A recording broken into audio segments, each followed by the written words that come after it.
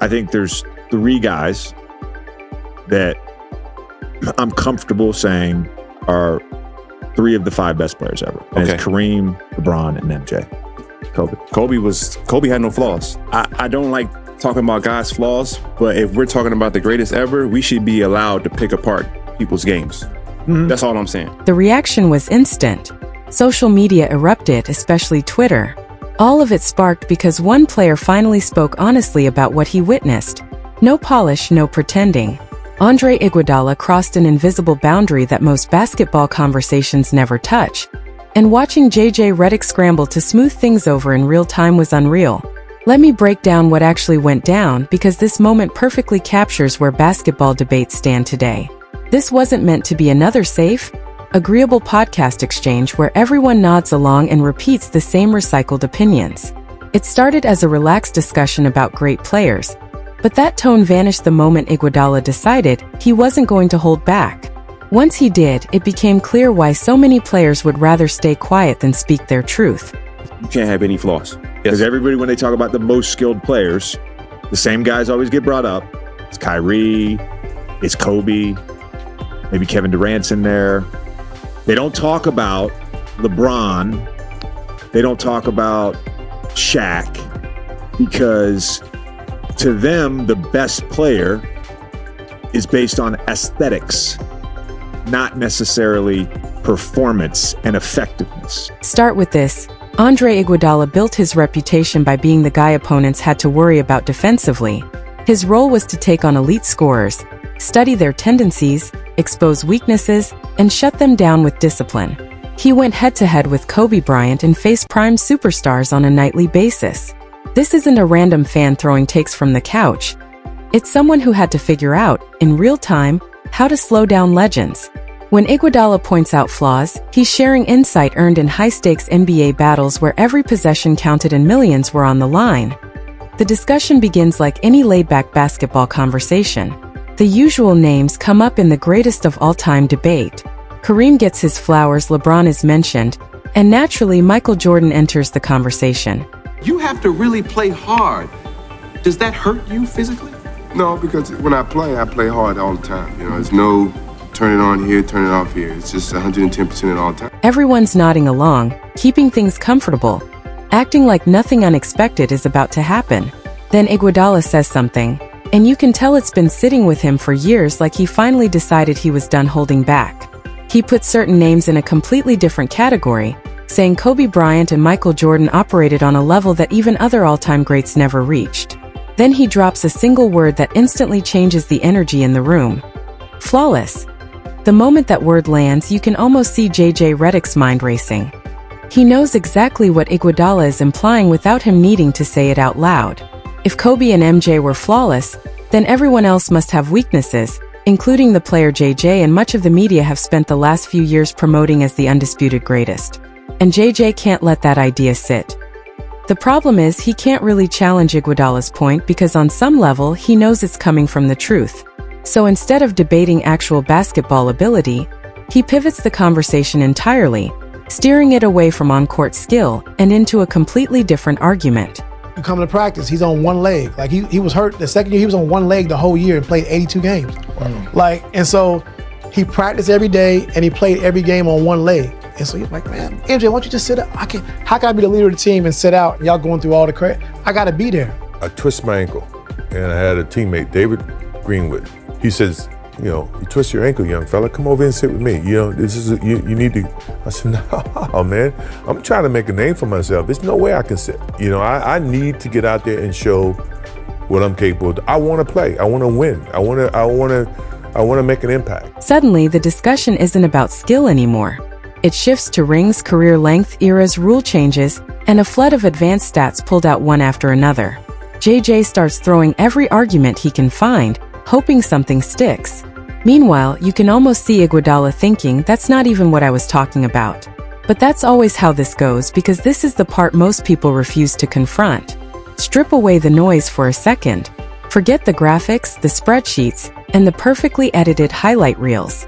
If you focus strictly on basketball skill, pure on-court ability, LeBron James does not operate in the same space as Kobe Bryant and Michael Jordan.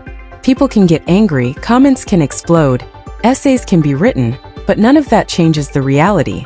And the fact that this idea causes immediate panic tells you how protected this narrative has become. So let's be clear about what flawless actually means in basketball terms. It doesn't mean shooting 100% or winning every game. It means that when a professional defender breaks down your film frame by frame, searching for something to exploit, they come up empty. No weakness to hunt. No obvious area to attack. No part of your offensive game that a team can design an entire strategy around. That's what Iguodala was talking about. And that's the line separating Kobe and Jordan from everyone else. Think about Michael Jordan. Where was the opening? What could defenders consistently take away? Not hypotheticals. Not modern stat arguments. An actual repeatable method to shut him down. It didn't exist. He could back you down, face you up, hit the mid-range, explode to the rim, dominate defensively, knock down free throws, and close games without hesitation.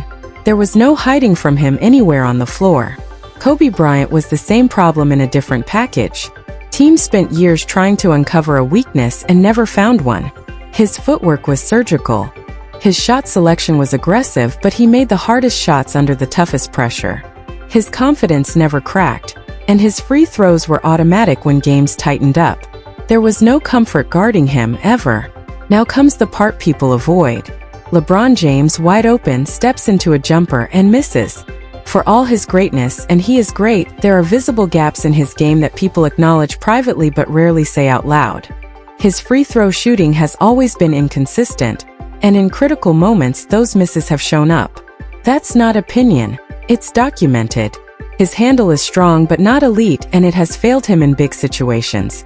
His shooting improved over time, but no defender loses sleep over his jumper. What scares teams are his drives and his passing, not his pull-up. And then there's the clutch factor people get uncomfortable discussing. LeBron has passed up shots in late moments that Kobe and Jordan would have taken instantly. That's not hate, it's on film. Entire compilations exist. And before anyone says that's smart basketball, understand what that really reveals. Even LeBron knows his shot-making isn't at a level where he can simply impose his will the way Kobe and MJ did. Those two wanted the moment. They demanded the ball. Pressure didn't make them hesitate. It energized them. That mentality matters when we're talking about true completeness. This is why these debates explode every time. For over a decade, the media has pushed a singular conclusion: LeBron as the undisputed greatest. Careers have been built defending that position. So admitting real flaws threatens the entire structure. Instead of addressing the point, critics label it hate, accuse people of nostalgia, and drown the conversation in numbers as if statistics alone tell the full story. That's exactly what JJ represents in this exchange.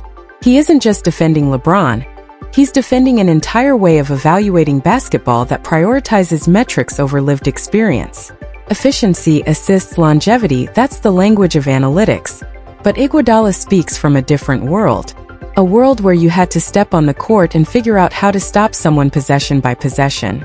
And from that perspective, the answer was simple. Kobe and Jordan gave defenders nothing to work with. Here's the clearest way to frame it. If you're an NBA coach game planning against prime LeBron, you know the approach. Pack the paint, force jumpers, and hope the free throws become an issue late. That blueprint has existed for years. It doesn't always work, but it exists. Now try applying that logic to Kobe or Jordan. What's the plan? Double them and they shred it. Play physical and they punish you at the line. Give them space and they rise over you. There was no reliable answer, and defenders have known that forever. Notice how supporters always pivot. The moment skill comes up, the conversation shifts to rings, finals appearances, records, and longevity. Resume talk. Never one-on-one ability. Never pure shot creation. Never complete offensive skill. That alone tells you everything. If LeBron's game were flawless, that would be the centerpiece of the argument, but it never is. Iguodala understands this because he lived it. When he says Kobe and MJ were flawless, he's not being dramatic. He's speaking from experience. And the reaction to his words proves how uncomfortable honesty has become in these conversations. There's another layer here too. JJ Redick has become one of the loudest voices in modern basketball media, deeply rooted in analytics culture. For him, greatness equals production, efficiency, and longevity. Under that system, LeBron rises to the top. But Iguodala wasn't using that system at all. His test was simple. Can I find a weakness? With Kobe and Jordan, the answer was no. That's why the moment got tense so fast. JJ wasn't just disagreeing. He was rejecting Iguodala's entire framework. And in doing so, he exposed the real divide in basketball discourse. One side values the eye test, skill, craft, mentality, and artistry. The other side trusts numbers, trophies, and resumes. But only one side is willing to admit that even great players have flaws. From a defender's perspective, flawless means offensive completeness. Can you score everywhere? Create without help? Punish mismatches? Shoot over length? Finish through contact? Make free throws under pressure? Close games when everyone knows the ball is coming to you? Kobe and MJ checked every box. There was never a matchup where defenders felt safe. With LeBron, certain situations offer hope. Force jumpers. Test the free throws. Make him create late. Those aren't guarantees, but they're opportunities. And over time, those differences matter. They show up in defining moments and shape legacies. This debate isn't just about ranking players. It's about who controls the narrative. For years, one storyline dominated. The debate is over. Anyone who disagrees is wrong.